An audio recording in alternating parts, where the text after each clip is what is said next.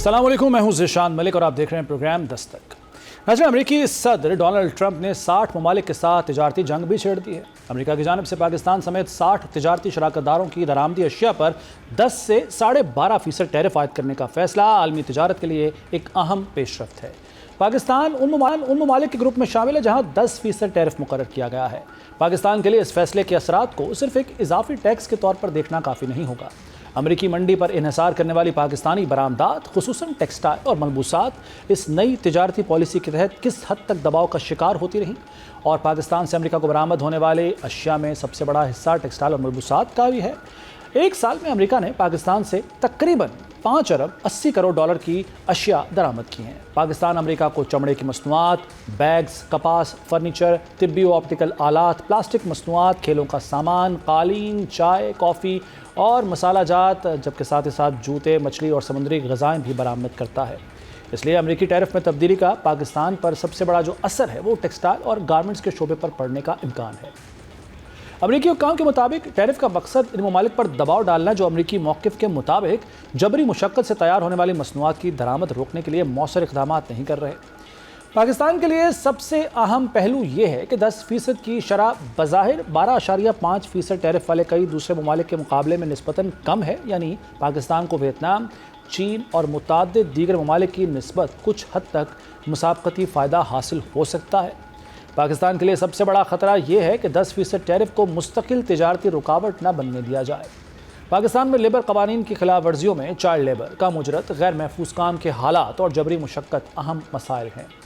Pakistan bureau of statistics के मुताबिक लाखों बच्चे मुआशी सरगर्मियों में शामिल हैं और यही मसाइल अमेरिकी तिजारती पॉलिसी में जबरी मुशक्क़त और सप्लाई चेन की निगरानी के हवाले से पाकिस्तान के लिए अहम चैलेंज बन सकते हैं। असल कामयाबी इस बात पर मुनहसर होगी कि पाकिस्तान इस मौके को सिर्फ टैरिफ में कमी की कोशिश तक महदूद रखता है या उसे अपनी बरामदी सनत, लेबर कवानीन और सप्लाई चेन की इस्लाह के लिए इस्तेमाल करते हुए अमेरिका के साथ एक ज़्यादा मुस्तहकम और तवील मुद्दती तिजारत शराकतदारी को कायम करता है। इसी पर बात कर लेते हैं। हमारे साथ माहिर मशहूर जनाब डॉक्टर खाकान नजीब साहब। बहुत शुक्रिया डॉक्टर साहब आपके कीमती वक्त का। सर, जो जवाज़ फराहम किया जा रहा है अमेरिका की जानिब से कि जबरी मुशक्क़त की रोकथाम में नाकामी पर इन ममालिक पर यह टैरिफ आयद किया जा रहा है, आप समझते हैं कि इसकी असल वजह यही है या इसके पीछे कोई और मकासद हैं? इसको इस तरह समझना चाहिए कि एक स्ट्रक्चरल शिफ्ट है ग्लोबल ट्रेड में। ये जो नया टैरिफ 10 से 12.5% का है, ये डिसीजन रिफ्लेक्ट करता है protectionist policies, but labour standard, supply chain transparency और नेशनल सिक्योरिटी और डोमेस्टिक इंडस्ट्रियल पॉलिसी। अगर आप इसको इस तरह से समझेंगे तो ये टैरिफ अलोन नहीं है पाकिस्तान का, क्योंकि आपने सही फरमाया कि 6 अरब डॉलर का तकरीबन एनुअल और उसमें टेक्सटाइल और अपैरल का तकरीबन 75% एक्सपोर्ट है to US, followed by leather, sports goods, medical equipment, furniture and sea food. So Pakistan definitely affect होता है। देखिए, एक तो ये बात है कि रिलेटिवली तो आप कह सकते हैं कि हमारा 2.5% कम है कुछ ममालिक से, बट असल बात तो ये थी ना कि आपने जो एक किरदार अदा किया है इन, जिसको मैं कहता हूँ एक मिडल ईस्ट के कॉन्फ्लिक्ट में, उससे पाकिस्तान को और जो कमर्शियल डिप्लोमेसी और स्टेट क्राफ्ट जिसको कहते हैं, जिसमें एक प्रोएक्टिवली हमें इस 10% टैरिफ को, क्योंकि ये हमारे एक कॉस्ट बन जाएगी, हमारे मार्जिन्स कम हो जाएंगे। ऑलरेडी 5% आपके गुड्स की जो एक्सपोर्ट है इस साल वो पिछले साल से कम है। I mean this is truly serious business. So जो यूएस ट्रेड रिप्रेजेंटेटिव है, कांग्रेस है, एडमिनिस्ट्रेशन है, अमेरिकन बिजनेसमैन है, इंडस्ट्री एसोसिएशन है, तो हमारी जो कॉमर्स लेवल पे उनके साथ स्टेट क्राफ्ट है, उसको हमें बहुत प्रोएक्टिवली डील करना चाहिए था। अगर if I go back, secondly of course जो हमने मिडल ईस्ट में रोल प्ले किया है, उसका जो अगर बेनिफिट हमें लेना है, मैं हमेशा कहता हूं कि $10 बिलियन की जो स्वैप लाइन है वो एक अच्छा कदम हो सकता है, बट असल बात यह है कि वो हमारे जीडीपी को इम्पैक्ट नहीं करेगा, वो हमारी जॉब्स नहीं बनाएगा, पर ट्रेड एक्सेस जो है that is our only way out of this thing. तो पूरा तो इसका जो अंडरस्टैंडिंग है द फॉलोइंग। फिर एक और चीज को समझना है कि child labour, forced labour, work place safety और सप्लाई चेन ट्रेसेबिलिटी, ये फ्यूचर है एक्सपोर्ट। और ये कोर डिटर्मिनेंट्स है मार्केट एक्सेस का। आई एम श्योर कि Pakistan authorities including commerce industries इस पर बड़ा सीरियस काम कर रही होंगी। Today's industrial policy has to move around these things, not propping up sectors. I think कि पाकिस्तान अभी अथॉरिटीज शायद समझ नहीं पा रही हैं कि ये जो प्रोफेशनल इनपुट चाहिए to produce this kind of output, I think that still remains missing in Pakistan. Long term strategic lesson क्या है पाकिस्तान के लिए? देखिए, लॉन्ग टर्म तो ये है कि जब तक कंपेटिटिव कॉस्ट्स और पैदावारी सलाहियत को मुल्क की ठीक नहीं ना करेंगे, 5.5 बिलियन कॉटन की बेल्स आ रही हैं इस साल। पाकिस्तान 14 मिलियन बेल्स को चंद साल पहले टेस्ट करके आ रहा है। अब आप मुझे खुद बताइए कि अगर टेक्सटाइल और अपैरल 75% है और पाकिस्तान कॉटन की कंपेटिटिवनेस ही खो चुका होगा, तो how are you going to imagine कि आप ये जो $30 अरब के लगभग की एक्सपोर्ट है, इसको आने वाले 5 सालों में भी डिसाइसिवली शायद तब्दील नहीं कर पाएंगे। डॉक्टर साहब, लेकिन इसमें एक मसला पाकिस्तान के लिए ये नहीं है कि यहाँ सिक्योरिटी के मसाइल हैं, महंगी बिजली है, तेल का मामला है, चूंकि जाहिर हम रिफाइन नहीं करते हैं और मंगवाते हैं बाहर से, ये सारे अवामिल जो हैं वो एक चैलेंज बन सकते हैं पाकिस्तान के लिए, बल्कि बन रहे हैं, जो बरामदात दिन ब दिन कम होती जा रही हैं। आप बिल्कुल दुरुस्त फरमा रहे हैं ना। मैं तो हमेशा कहता हूं कि ये नाम तो अच्छा लेने की बात है, सारे पाकिस्तान के एक्सपर्ट्स और अथॉरिटी, स्ट्रक्चरल तब्दीली, उसका एक्चुअल मतलब क्या है? क्या आप बिजली के निजाम की, एनर्जी की कंपेटिटिव मार्केट बना पाए हैं? ये स्ट्रक्चरल शिफ्ट है। आज 30 साल से, वो मैं मिसाल दिया करता हूँ, जल मुशर्रफ जब छोड़ के गए थे हुकूमत, 100 अरब रुपए का सर्कुलर डेट था। हर बदतदरीज हुकूमत में ये बढ़ा है, कई दफा हमने बजट से लेके पे किया है, फिर भी 1700 अरब पे इलेक्ट्रिसिटी में खड़े हैं और 1700 अरब पे ही तकरीबन गैस के सेक्टर में खड़े हैं। सो हम अपना कोई भी स्ट्रक्चरल मसला जो है, और अब ये जो चाइल्ड लेबर का मसला है, ये चूंकि उभर कर सामने इसी में नहीं आया, ये GSP प्लस में भी उभर कर सामने आया है। ये तो प्रोएक्टिवली हल हमें पहले कर लेना चाहिए था। फिर आपने कुछ बड़ी अच्छी चीजें सामने रखी हैं। 122 एजेंसीज हैं इस वक्त फेडरल लेवल पे, 122 रेगुलेटरी एजेंसीज। मैं पाकिस्तान में 15 साल से ये स्टोरी सुन रहा हूँ कि एक पाकिस्तान मॉडर्नाइजेशन रेगुलेटरी इनिशिएटिव चल रहा है। फिर मैं एक स्टोरी सुन रहा हूँ कि नहीं, अब ईज ऑफ डूइंग बिजनेस चल रहा है। फिर मैं एक स्टोरी सुन रहा हूँ कि एक स्मार्ट रेगुलेशन चल रहा है। जिस स्केल, जिस डेप्थ, जिस क्वालिटी की रेगुलेटरी रिफॉर्म की इस मुल्क को जरूरत है, वो शायद फिर वही है जो इंडिया ने 1990 की दिहाई में लिबरलाइजेशन, डीरेगुलेशन और जिसको हम तीसरा कहते हैं ना, प्राइवेटाइजेशन की थी। ये हर वक्त हो रहा होता है, बट अगर आपने डिसाइसिवली $30 अरब की एक्सपोर्ट को तब्दील करना है, तो डिसाइसिवली ही आपको स्केल अप करना पड़ेगा ये रेगुलेटरी रिफॉर्म। अच्छा, अब आप आगे आ जाइए। इससे भी ज्यादा, क्या आपने पाकिस्तान में सप्लाई चेन्स में, पाकिस्तान में किसी भी ऐसी चीज में कोई सेक्टर हो, आप किसी का हिस्सा बने हैं? आज 78 साल से गाड़ियां बना रहे हैं, 1 टके की गाड़ी दुनिया में बेचने के काबिल नहीं है। असेंबल करते हैं गाड़ियां और मुल्क में ही बेच लेते हैं। वियतनाम एक कंपनी सैमसंग को, एक कंपनी को $72 अरब की ग्लोबल वैल्यू चेन का पार्ट बनाता है। अब ये कहने की बात है कि सब कुछ आखिर पाकिस्तान में हम क्यों नहीं कर पाते, अगर हमारी इतनी ही क्लियर अंडरस्टैंडिंग है? बिकॉज जो पब्लिक सेक्टर में एक्सपर्टीज की जरूरत है to decisively scale up the regulatory reform, वो ऑब्वियसली नहीं एग्जिस्ट करती, वरना हम जरूर कर लेते। अच्छा, इसी तरह आगे आ जाइए। अब जो कॉस्ट स्ट्रक्चर पाकिस्तान में, कॉस्ट स्ट्रक्चर्स बन गए हैं, चाहे वो बिजली के हों, चाहे वो हमारी ओवरऑल कॉस्ट स्ट्रक्चर। आपने अभी बड़ी अच्छी बात की, पाकिस्तान का 70 से 80% एनर्जी इंपोर्टेड है। हम 85% ट्रांसपोर्ट, 85% रोड पे कैरी करते हैं। हमारा रेलवे का निजाम चूंकि स्टेट के कंट्रोल में रहा है, और ये जो 85% हम रोड पे कैरी करते हैं, highways has been a bad story for Pakistan. मैं बार बार समझाता हूँ कि दुनिया में रेल पे फ्रेट इसलिए कैरी होता है कि it's cheaper, efficient, productive, quicker. Pakistan के इस वक्त रेलवे का निजाम 1/3 कम कॉस्ट पे कैरी करता है, जो कि इटसेल्फ मैं कहता हूं कि बड़ा, जिसे कहते हैं ना, वीक निजाम है। सो अगर ये सब कुछ ठीक नहीं करेंगे, तो I always say at the end कि 5 साल बाद अगर आप मुझे इंटरव्यू करोगे, I will tell you exactly the same story और अबाउट सर, ये जो पाकिस्तान। आपने रेल की बात की है, यकीनन ये हमारे सामने मिसालें मौजूद है, पूरी दुनिया में ममालिक जो है वो रेल फ्रेट को इस्तेमाल करते हैं, लेकिन पाकिस्तान में क्या मसलहतों का शिकार हो जाती हैं हुकूमतें, या गुड्स ट्रांसपोर्टर्स इतने तगड़े हैं कि वो ब्लैकमेल कर लेते हैं हुकूमतों को कि वो अपनी जो उनकी ट्रक्स हैं उस इंडस्ट्री को नुकसान पहुंचता नहीं देख सकते?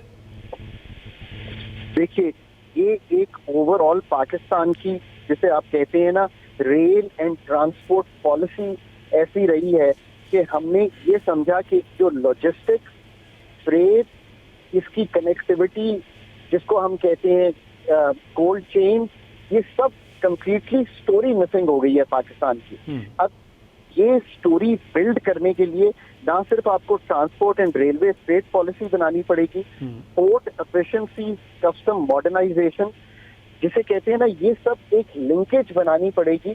तो तब आप ये कर सकते हैं जो जिस तरह के मिडल ईस्ट के ममालिक ने ये किया और बड़ी सक्सेसफुली किया। बिल्कुल ठीक है। पाकिस्तान की जो प्रोड्यूस चलती है फार्म से और वो आती है मार्केट तक, 10 से 33% जाया हो जाती है, बिकॉज ना आप ट्रांसपोर्ट का, ना आप लॉजिस्टिक्स का, और ना ही आप कोल्ड चेन का वो जिसे कहीं प्लेटफॉर्म क्रिएट कर सके हैं पाकिस्तान में। ठीक, ये 5 साल वो मंसूबे हैं। बिल्कुल ठीक है। डॉक्टर साहब, बहुत शुक्रिया डॉक्टर खाकान नजीब साहब आपके कीमती वक्त का, और जो पाकिस्तान पर 10% टैरिफ अमेरिका, उसके क्या असरात हो सकते हैं, इस पर गुफ्तगू कर रहे थे डॉक्टर खाकान नजीब साहब। अब बात करेंगे नैब से मुतालिक तमाम मुकदमात आईनी अदालत सुनेगी, ये अहम फैसला सुप्रीम कोर्ट का सामने आ गया है, इसके क्या असरात होंगे, इस पर गुफ्तगू होगी एक ब्रेक के बाद।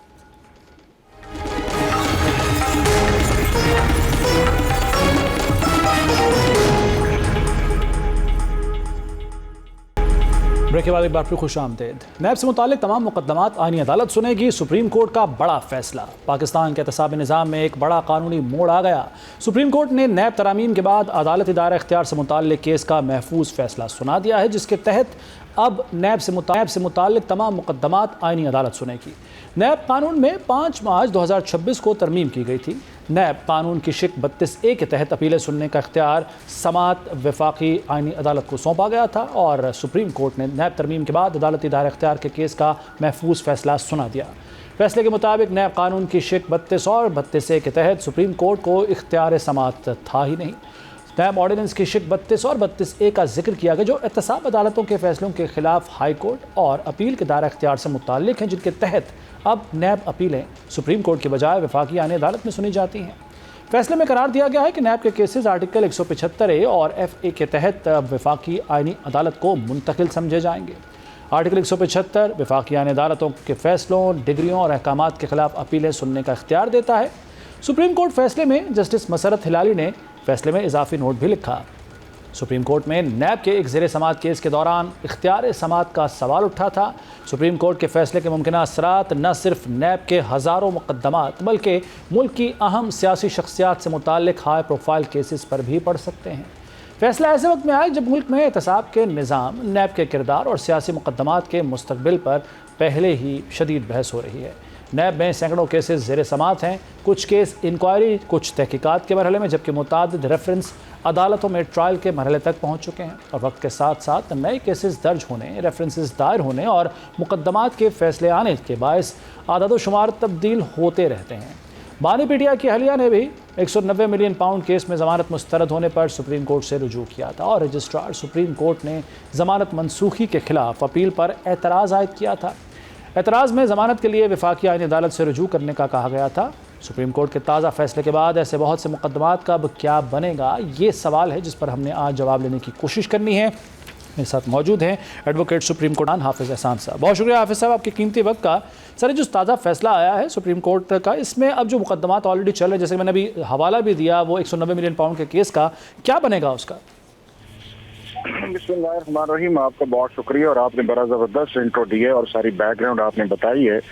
बुनियादी तौर पे ये है कि जब कॉन्स्टिट्यूशनल कोर्ट नहीं बनी थी 27th अमेंडमेंट से पहले, उस वक्त जितने भी मैटर्स थे नैब के, वो हाई कोर्ट से होते हुए पाकिस्तान की सुप्रीम कोर्ट में जाते थे। ठीक। जब 27th कॉन्स्टिट्यूशनल अमेंडमेंट बनी, उसके नीचे जो है वो पाकिस्तान की नई एक आईनी अदालत बनाई गई, उसको सर्टेन जुरिस्डिक्शन जो थी वो आइन के तहत दी गई, जिसके अंदर ये था कि उन्हें एडवाइजरी जुरिस्डिक्शन भी दी गई, एपलेट जुरिस्डिक्शन भी दी गई, आर्टिकल 199 से ऊपर जितने मैटर्स आए वो जुरिस्डिक्शन दी गई, और उसके बाद पब्लिक इंटरेस्ट की लिटिगेशन भी। और एक उसके अंदर क्लॉज ये थी कि बाय एक्ट ऑफ पार्लियामेंट जो है किसी भी एक्ट के नीचे जाके पार्लियामेंट जो है वो आईनी अदालत को जुरिस्डिक्शन दे सकती है, और वो सारी की सारी जुरिस्डिक्शन है आर्टिकल 175 ए और एफ के अंदर प्रिस्क्राइब की गई है। अब पार्लियामेंट ने मार्च 2026 के अंदर कुछ अमेंडमेंट्स की, उनमें एक अमेंडमेंट ये थी कि सेक्शन 32 ए जो है उसको इंट्रोड्यूस किया गया कि सेकंड अपील जो है वो अब पाकिस्तान की आईनी अदालत के अंदर जाएगी, जो कि पहले जो अपील जाया करती थी वो लीव टू अपील के तौर पे सुप्रीम कोर्ट में जाया करती थी। तो इस हद तक सबका इत्तेफाक ये था कि अब चूंकि अमेंडमेंट आ गई है और इसके बाद जितने भी मैटर्स जो हैं चाहे वो पेंडिंग है या उसके बाद जो जनरेट नए आएंगे वो सारे के सारे आईनी अदालत के अंदर जाएंगे अगर हाई कोर्ट जो है किसी को कन्विक्शन कर देती है। लेकिन सिर्फ एक कंफ्यूजन ये था कि क्या बेल मैटर्स जो है और स्पेशली पीटीआई के चेयरमैन का जो केस था कि जिसके अंदर उनकी सस्पेंशन ऑफ सेंटेंस जो थी जब अलाउ नहीं की गई और उसको वो सुप्रीम कोर्ट ले के अंदर गए तो वहां पे इशू ये आया कि क्या सस्पेंशन ऑफ सेंटेंस जो है वो अपील का हिस्सा है या बेल मैटर्स जो है वो इंडिपेंडेंट ट्रीट किए जाने चाहिए या उसको जो है वो मेन अपील के तौर पर डील किया जाना चाहिए एज ए सेकंड अपील जो सेकंड 32A के अंदर। तो उसके अंदर सुप्रीम कोर्ट ने जो एक 30 पेज की जजमेंट दी है, मैं समझता हूँ उन्होंने 5 बड़े प्रिंसिपल्स को डिसाइड किया है। जो कि एक उन्होंने डिसाइड ये किया कि आईनी अदालत के होते हुए पाकिस्तान की सुप्रीम कोर्ट का इख्तियार अब नहीं है कि नए मैटर्स को सुना जाए। अब तमाम मैटर्स जो हैं चाहे वो अपील स्टेज के हैं चाहे वो कन्विक्शन से होके आए या बेल मैटर्स हैं या जितने भी एंसिलरी मैटर्स हैं अगर वो सुप्रीम कोर्ट में पेंडिंग है तो वो सारे के सारे आईनी अदालत को मुंतकिल हो जाएंगे। दूसरा प्रिंसिपल उन्होंने ये कहा कि चॉइस ऑफ फोरम जो है ये पार्टीज का नहीं है कि किस अदालत में जाना है या पार्टी की कन्वीनियंस नहीं है, ये कॉन्सर्न नहीं है, ये आइन या लॉ इख्तियार देता है कि आपका इख्तियार समात है या नहीं है। तो आइन ने दायरा इख्तियार समात या कानून ने नैब के मुतालिक जो है वो सुप्रीम कोर्ट से लेके वो अब आईनी अदालत को दे दिया गया है, तो हमें आईनी अदालत की जो जुरिस्डिक्शन है उसको मानना चाहिए। तीसरा उन्होंने ये कहा कि ये जो हमारी चीजें गैलरीज के अंदर प्ले करती हैं और आगे ही हमारी सुप्रीम कोर्ट जिस तरह सो मोटो जुरिस्डिक्शन एक्सरसाइज करती रही है और जिन चीजों का इख्तियार नहीं था उसी का कॉन्सिक्वेंस निकला है कि इस मुल्क के अंदर पहले 26वीं आईनी तरमीम आई, उससे पहले प्रैक्टिस एंड प्रोसीजर एक्ट आया और फिर 27वीं तरमीम आई। तो हमें पार्टीज की जो एक इंटेंशन है या पार्टीज की ख्वाहिश के मुताबिक सुप्रीम कोर्ट फैसला नहीं करना चाहिए या नहीं करना होना होता, बल्कि उसे आइन और कानून के मुताबिक होना चाहिए। सिर्फ मैं इसी पॉइंट से एक सवाल आपसे मैं करना चाहूंगा, जिस तरह किसी बेंच पर एतराज होता है किसी फरीक को जो कि रुजू करता है अदालत से तो उस पर एतराज उठा देता है, कई मरतबा जजेस के हवाले से होता है, तो अगर आईनी अदालत में किसी जज पर किसी को एतराज हो किसी फरीक को जो रुजू कर अदालत से, तो उस पर भी सुनवाई हो सकती है? सर बिल्कुल हो सकती है कि अगर आपको किसी जज पे एतराज है या आप समझते हैं कि वो बाइस है या आप ये समझते हैं तो इंसाफ का फैसला ठीक नहीं कर सकता, तो 2 ऑप्शन होते हैं, या वो जज जो है वो खुद को रिक्यूजल कर लेता है, वो बैठता नहीं, और अगर पार्टीज पेश करती हैं कोई एतराज है तो जज उठ भी सकता है और उसके बाद अगर उसके अंदर जस्टिफिकेशन है तो डेफिनेटली जो है वो केस उससे चला जाता है। तो जो प्रिंसिपल्स आपके फिक्सेशन के या जज के बाइस के या जज पे एतराज जो है पाकिस्तान की किसी अदालत के अंदर लागू होते हैं, जो आपकी सुपीरियर जुडिशरी हाई कोर्ट या सुप्रीम कोर्ट है, वही प्रिंसिपल जो है वो आपकी पाकिस्तान की आईनी अदालत के अंदर जो है वो लागू होते हैं। बट बुनियादी चीज इसके अंदर ये है कि जिसको सुप्रीम कोर्ट ने एलेबोरेट किया है वो ये है कि अगर कोई आइन या कानून सुप्रीम कोर्ट को इख्तियार नहीं देता, और ये एक बहस चल रही थी कि जी 26वीं 27वीं आईनी तरमीम के बाद शायद दोनों अदालतें जो है सुप्रीम कोर्ट या आईनी अदालत को कॉन्फ्रंटेशन बोर्ड के अंदर जाएगी और अपनी जुरिस्डिक्शन को जेलसली गार्डेड करेंगे। उसके ऊपर मैं समझता हूँ कि ये बड़ी लैंडमार्क जजमेंट आई है कि हमारी सुपीरियर कोर्ट ने अब समझा ये है कि हमें आइन और कानून के नीचे रह के फैसला करना चाहिए, बल्कि हमें वो चीज फॉलो करनी चाहिए जो लिटरल कॉन्स्टिट्यूशन के अंदर, और हमें प्लेइंग इन द गैलरी या पार्टीज की ख्वाहिश के ऊपर या किसी का पॉलिटिकली जो एक आर्गुमेंट्स आते हैं उनकी सेटिस्फेक्शन अदालत का काम नहीं है, बल्कि अदालत का काम यह है कि आइन और कानून के मुताबिक तशरीह करे और उसका फैसला करे। और इसीलिए उन्होंने अपने फैसले के अंदर पिछली जो सुप्रीम कोर्ट की 15-20 साल की हिस्ट्री है उसको भी उन्होंने कहा है कि जो सुप्रीम कोर्ट का इख्तियार नहीं था सुप्रीम कोर्ट ने इस्तेमाल किया, और अल्टीमेटली फिर पाकिस्तान की पार्लियामेंट ने अमेंडमेंट्स की और इन अमेंडमेंट्स के नतीजे के अंदर ये 2 अदालतें बनी हैं। तो हमें एक जुडिशियल रिस्ट्रेंट भी करनी चाहिए और हमें जो हमने अपना ओथ लिया है या हमने जो रिबन्स पहने हुए हैं या गाउन पहना हुआ है वो आइन और कानून के मुताबिक फैसलों करने के लिए बांधा हुआ है, बल्कि ये नहीं है कि हम लोगों की ख्वाहिशात के मुताबिक, या ये है कि अगर लोग ये समझते हैं कि हमारी मर्जी के मुताबिक अदालत को चलना चाहिए, वो चीजें जो है हम नहीं करेंगे। और इसीलिए हम ये समझते हैं कि इस वक्त जो है ये जो मैटर हमारे पास आया है जी, ये हम किसी की ख्वाहिश के मुताबिक फैसला नहीं कर रहे, बल्कि हम आइन और कानून के मुताबिक कर रहे हैं। अब ये है कि आइनी अदालत मौजूद है, नैब की अमेंडमेंट्स आ चुकी हैं, जितने भी मैटर्स हैं वो सारे के सारे वो सुनेंगी और ऑलरेडी जितने मैटर यहाँ पे पेंडिंग है वो भी उन्होंने कहा है कि वहाँ जाएंगे। चूंकि बुनियादी तौर पर लॉ में ये है कि जब आपको फोरम चेंज कर देते हैं तो उसका इफेक्ट जो है वो रिट्रोस्पेक्टिव होता है, प्रोस्पेक्टिव इफेक्ट नहीं आता। तो मैं ये समझता हूँ कि सुप्रीम कोर्ट ने बिल्कुल मुनासिब लीगल कॉन्स्टिट्यूशनल जजमेंट दी है और ये वो जजमेंट है जो एस्टैब्लिश प्रिंसिपल्स ऑफ लॉ के मुताबिक है कि अदालत का काम आइन और कानून के नीचे रह के अपनी जुरिस्डिक्शन के अंदर रहते हुए इख्तियार से समाप्त करना है, ना कि ये है कि लोगों की ख्वाहिश के मुताबिक ये जुडिशियल ओवररीच या कॉन्स्टिट्यूशनल ओवररीच की जाए, जो मेरा ख्याल है कि 15-20 साल से पाकिस्तान की सुप्रीम कोर्ट काफी कर चुकी है। जी, मैं उसी तरफ आना चाह रहा था हाफिज साहब कि माजी में ऐसी बहुत सी मिसालें मिलती हैं, यकीनन आप मुझसे बेहतर जानते हैं कि जो गैर आइनी इक़दामात हैं, मार्शल लॉ भी हैं, उनको भी जवाज़ फराहम किया गया है इसी सुप्रीम कोर्ट की जानिब से। तो आप समझते हैं कि उन तमाम इक़दामात का रास्ता रुक जाएगा और आइन को तक़वियत मिलेगी, आइन को मजबूती मिलेगी अब अगर आइनी अदालत में ये फैसले हुआ करेंगे? देखिए, एक तो ये है कि पाकिस्तान की अदालतों ने 2 काम किए। एक तो ये काम किया कि न सिर्फ उन्होंने मार्शल लॉज जो थे उनको वैलिडेट किया किसी न किसी बुनियाद के ऊपर, कभी डॉक्ट्राइन ऑफ नेसेसिटी पे कर दिया, कभी ये कहा कि इसके अलावा हमारे पास ऑप्शन नहीं है, और कभी जनरल मुशर्रफ को 3 साल जो है वो कॉन्स्टिट्यूशन अमेंडमेंट के अंदर दे दिया।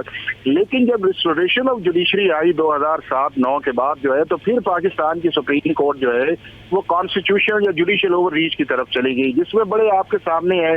आप देखें कि CIA की प्राइवेटाइजेशन का केस आया, NRO का आया, जुर्सदा गिलानी को सजा आई, नवाज शरीफ साहब को प्राइम मिनिस्टर जो थे उनको पनामा पे निकाला गया, आर्टिकल 63A की जजमेंट आई, डिफेक्शन की अपनी मर्जी से तशरीह की गई, फिर 62(1)F आया, फिर उसके बाद ये है कि आपकी रिजर्व सीट की जजमेंट आई, फिर मिलिट्री कोर्ट्स आई।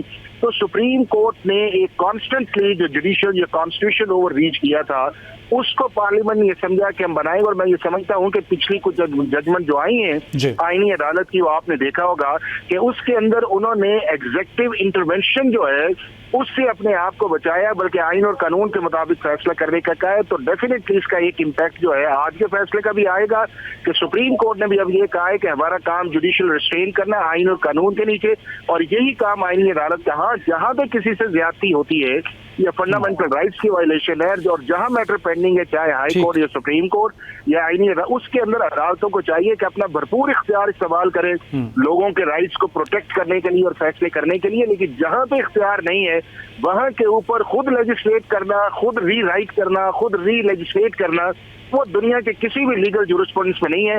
तो मेरा ये ख्याल ये है कि दोनों अदालतें जो हैं वो आइंदा जो है इसी प्रिंसिपल को फॉलो करेंगी कि हमें आइन और कानून के नीचे रह के पार्टीज के दरमियान फैसला करना चाहिए, ना कि प्लीडिंग और प्रेयर से बाहर निकल के एक नए कॉन्स्टिट्यूशनल मैकेनिज्म की तरफ जाएं जिसका हमें इख्तियार नहीं है।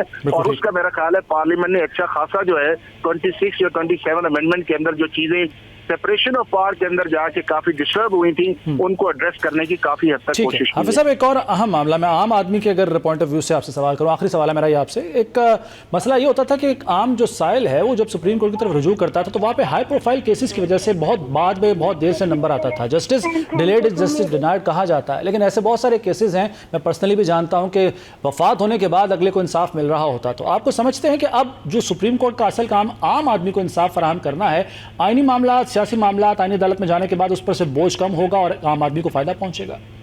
मैं बिल्कुल आपकी बात से मुत्तफिक हूँ कि पिछले 20-25 साल के अंदर सुप्रीम कोर्ट आहिस्ता आहिस्ता जो है जो एक आम आदमी मुकदमात थे उससे हटते हुए लीगल चीज़ों को एड्रेस करने की बजाय वो पब्लिक इंटरेस्ट लिटिगेशन की तरफ चली गई। और आपने देखा कि सारे का सारा दिन जो था वो हाई कोर्ट्स या सुप्रीम कोर्ट के अंदर इन्हीं टिकर्स के अंदर ऑब्जर्वेशन में चलता था और वो हिस्सा नहीं थी। और पोलिटिकल जस्टिस या पोलिटिकल क्वेश्चन जो थे उनके ऊपर ज्यादा केसेस लगते थे। हालांकि आप ये देखें कि 26 लाख से ज्यादा आपके मुल्क में केस डिपेंडेंसी है और सुप्रीम कोर्ट के अंदर सिर्फ 3% केसेस हैं। अगर ये 3% 56-57 हजार जो है जो अब डिवाइड करके तकरीबन 28,000 दोनों अदालतों के अंदर चले गए हैं, तो मैं ये समझता हूँ कि इन्हें कंसंट्रेट उन केसेस पे करना चाहिए। और सुप्रीम कोर्ट तो 1972 में कह चुकी है कि हमें पॉलिटिकल क्वेश्चंस के अंदर या हमारी पॉलिसी मैटर्स के डोमेन में नहीं जाना चाहिए, बल्कि हमें इंसाफ कानून के मुताबिक करना चाहिए। तो अगर 2 अदालतें बनी हैं तो मैं ये समझता हूँ इनका फर्ज ये है कि वो जल्द से जल्द लोगों को इंसाफ दें, अपनी परफॉर्मेंस पे कंसंट्रेट करें और उसके बाद अपनी हाई कोर्ट्स या डिस्ट्रिक्ट जुडिशरी को बेस करें। यहाँ पे आपकी 95% लोगों का इंटरेक्शन होता है और वहां से कई दहाइयों से केस यहाँ पे पड़े हुए हैं जिससे लॉलेसनेस भी है, कन्विक्शन भी नहीं हो रही, आपके मुल्क में इन्वेस्टमेंट भी नहीं आ रही और जो गवर्नमेंट या स्टेट की एक रिट कायम होती है रूल ऑफ लॉ के लिए, उसका बुनियादी फंडामेंटल अर्ली जस्टिस होता है, वो इस मुल्क के अंदर नहीं है। तो हमारी अदालतों को इन चीजों का फोकस करना चाहिए। यही है वो काम जो अदालती आइन का है कि इस मुल्क के अंदर स्पीडी जस्टिस जो आर्टिकल 37 है उसके नीचे जाके काम करे और ना सिर्फ उसके नीचे काम करे बल्कि इस सिस्टम के अंदर जो फंडामेंटल प्रिंसिपल्स हैं जिनकी वजह से डिलेड जस्टिस या प्रोसीजरल है या आउटडेटेड लेजिस्लेशन है, वो अदालतों का और हुकूमत का काम है इनको एड्रेस करे ताकि हम जो 130 नंबर पे हैं जो जस्टिस सिस्टम के अंदर हमारा इंडिकेटर बेहतर हो और आवाम का ट्रस्ट जो है वो पाकिस्तान की अदालतों में बने। ये बड़ा इंपॉर्टेंट है इस मुल्क की खुशहाली के लिए और इस मुल्क के वाइब्रेंट गवर्नेंस सिस्टम के लिए। बिल्कुल ठीक है, बहुत शुक्रिया सर, बड़े आपने अच्छे जज्बात का इजहार किया और आपने तज्जिया पूरा पेश। खान साहब बहुत शुक्रिया आपके कीमती वक्त का। और नाज़रीन, एक प्रोग्राम दस्तक आप देख रहे हैं और एक दस्तक है जो कि हमारे हमसाया मुल्क में सुनाई दे रही है, वो है इनकलाब की दस्तक। वहाँ एहतजाज क्यों हो रहा है, इस पर गुफ्तगू होगी एक ब्रेक के बाद।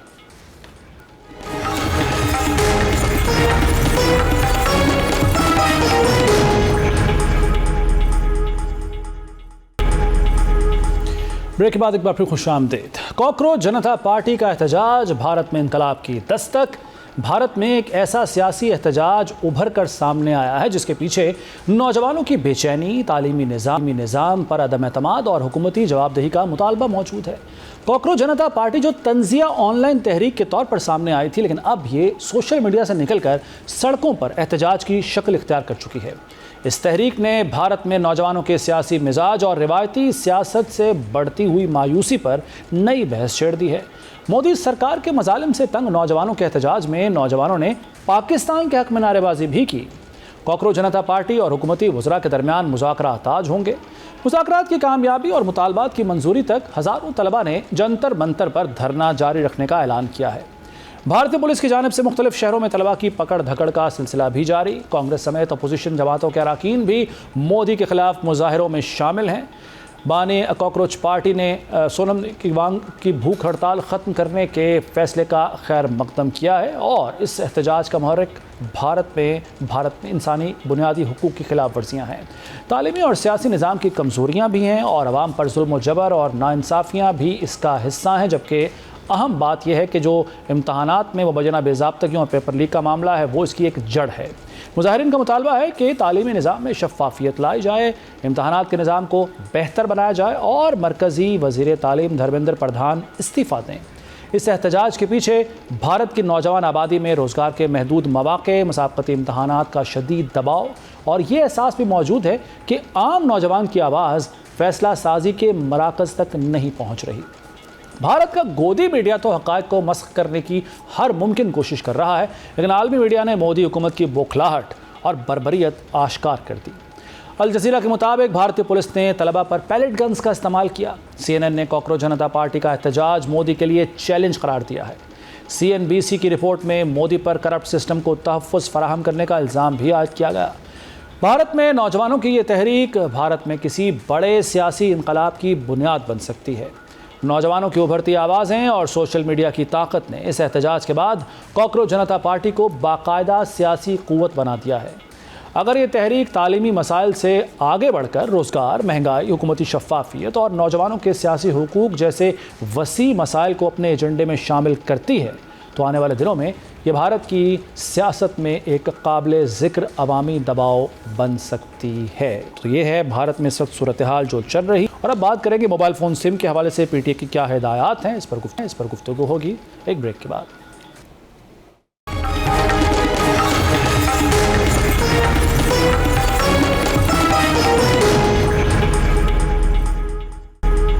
प्रोग्राम एक बार फिर खुशामदीद। मोबाइल फ़ोन हमारी रोज़मर्रा ज़िंदगी का एक अहम हिस्सा बन चुका है, लेकिन अगर आपके शनाख्ती कार्ड पर रजिस्टर्ड सिम कोई दूसरा शख्स इस्तेमाल कर रहा है तो ये आपके लिए संगीन मसाइल पैदा कर सकता है।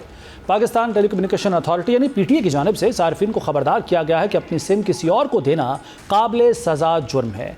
आपके नाम पर रजिस्टर्ड सिम के ज़रिए कोई भी गैर कानूनी सरगर्मी अंजाम दी जा सकती है। आपके नाम पर कितनी सिमें रजिस्टर्ड हैं ये जानने के लिए अपना शनाख्ती कार्ड नंबर बगैर डैश के 668 यानी 668 पर SMS करें और किसी भी नामालूम या गैर ज़रूरी सिम को फ़ौरन ब्लॉक करवाएं। PTA का कहना है कि नई सिम हमेशा मुस्तनद फ्रेंचाइज या कस्टमर सर्विस सेंटर से ही हासिल करें। इस बात को यकीनी बनाएं कि कोई भी सिम आपकी इजाज़त के बगैर रजिस्टर्ड ना की गई हो। मुफ्त सिम के लालच में अपनी बायोमेट्रिक तस्दीक न कराएं। धोखाधड़ी से आपके नाम पर दूसरी सिम भी जारी हो सकती है। अपनी सिम किसी दूसरे को इस्तेमाल के लिए देने का सबसे बड़ा ख़तरा यह है कि अगर कोई शख्स आपके नाम पर रजिस्टर्ड सिम इस्तेमाल करते हुए किसी गैर कानूनी सरगर्मी में मुलव्वस हो जाए, वो किसी को धमकी दे, किसी से फ्रॉड करे या गैर कानूनी मालदेन में मुलव्वस हो, तो कोई भी जुर्म इसके अलावा भी सरजद करे तो इब्तदाई तहकीकात में ये नंबर आपके शनाख्ती कार्ड से मुंसलिक होने की वजह से आपसे ही पूछताछ की जाएगी।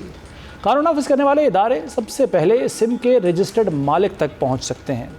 इस सूरत में असल सारिफ कोई और होने के बावजूद वजाहत और तफ्तीश का सामना आपको करना पड़ सकता है। एक और बड़ा नुकसान माली फ्रॉड का है। आजकल बैंक अकाउंट्स, मोबाइल वॉलेट्स और मुख्तलिफ ऑनलाइन सर्विसेज में मोबाइल नंबर अहम किरदार अदा करता है। अगर आपके नाम पर मौजूद सिम किसी दूसरे शख्स के कब्ज़े में है तो वो बाज़ सूरतों में आपके मोबाइल नंबर से मुंसलिक अकाउंट्स तक रसाई हासिल करने की कोशिश कर सकता है। ख़ास तौर पर अगर सिम पर आने वाले तस्दीकी कोड तक उस शख्स की रसाई हो तो अकाउंट हैकिंग या गैर मजाज लेन देन का ख़तरा बढ़ सकता है। इसीलिए किसी भी गैर ज़रूरी या नामालूम सिम को फौरी तौर पर बंद कराना ज़रूरी है। अपने नाम पर रजिस्टर्ड सिम किसी दूसरे शख्स को देना बज़ाहिर मामूली अमल लगता है, लेकिन इसके कानूनी, माली और सिक्योरिटी नताइज संगीन हो सकते हैं। हर शहरी अपनी शनाख्ती दस्तावेज़ पर रजिस्टर्ड सिम्स का बाकायदगी से जायज़ा ले, गैर ज़रूरी सिम बंद करवाए और नई सिम हमेशा मुस्तनद फ्रेंचाइज या कस्टमर सर्विस सेंटर से हासिल करें। इस तरह न सिर्फ अपनी शनाख्त महफूज रखी जा सकती है बल्कि किसी मुमकिना फ्रॉड या कानूनी पेचीदगी से भी बचा जा सकता है। वक्त ख़त्म हो गया है। दस्तक से ज़िशान मलिक को इजाज़त दीजिए। अल्लाह हाफ़िज़।